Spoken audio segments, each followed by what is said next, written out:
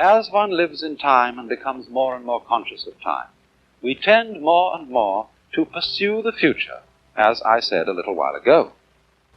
And as we pursue the future, present time becomes more and more unsatisfactory, and we feel that we have to chase our happiness at greater and greater speeds. I was talking the other day to a college president who said, "You know, I'm so busy now that I'm going to have to get a helicopter."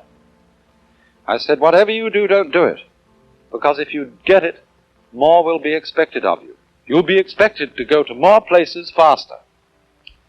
And you see, in this whole problem of speed, of getting advantages in life because we can move about rapidly, we forget that speed is only of real advantage to you if you're the only person who has it. Then you can get ahead of other people. But the minute everybody else catches up with you, you're all back where you were, only going much faster and much more nervously.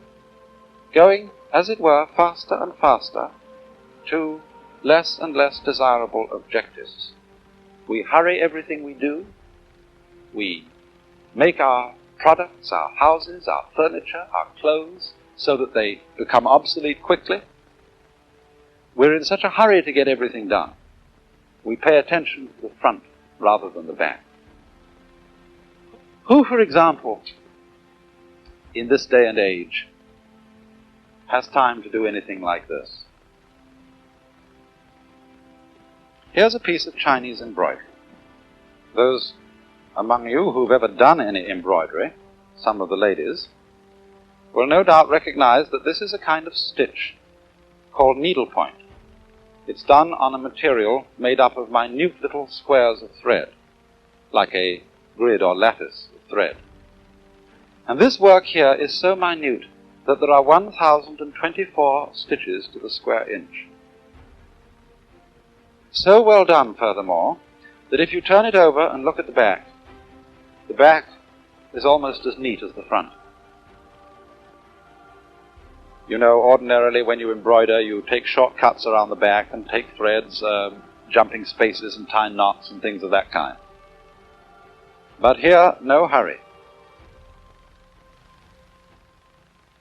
Or take such an ordinary object as a lady's pocketbook. This again is Chinese embroidery work in shaded silk, very patiently done over a padded base underneath so that the figures stand out. And inside it, a little sewing case, which opens up, showing concealed within the place for the scissors, but the most delicate work. But in this day and age, we don't have time for it, because we are always in a hurry to get things finished, and so the things that we finish weren't worth finishing because they were done so fast. After all, the enjoyment of our world is not really unlike listening to music. We don't play music in order to get somewhere.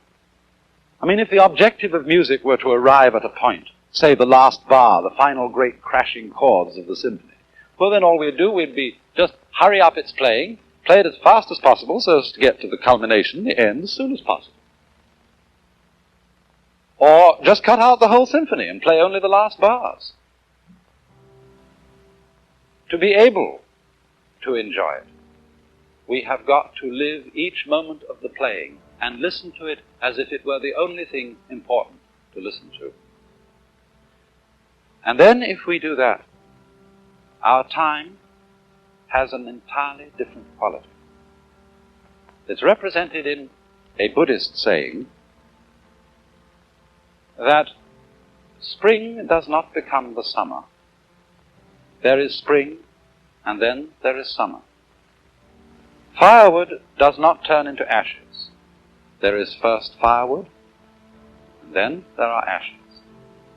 The two stages being, as it were, sufficient by themselves. And this is intended to give the idea of living in a fully concrete present into which you settle in. I mean, the present for most of us is, isn't it, just a hairline on a dial. And the hand goes by it flash, and there's nothing in it, one after another. But here there is an entirely different sense of the present, as something you can settle into.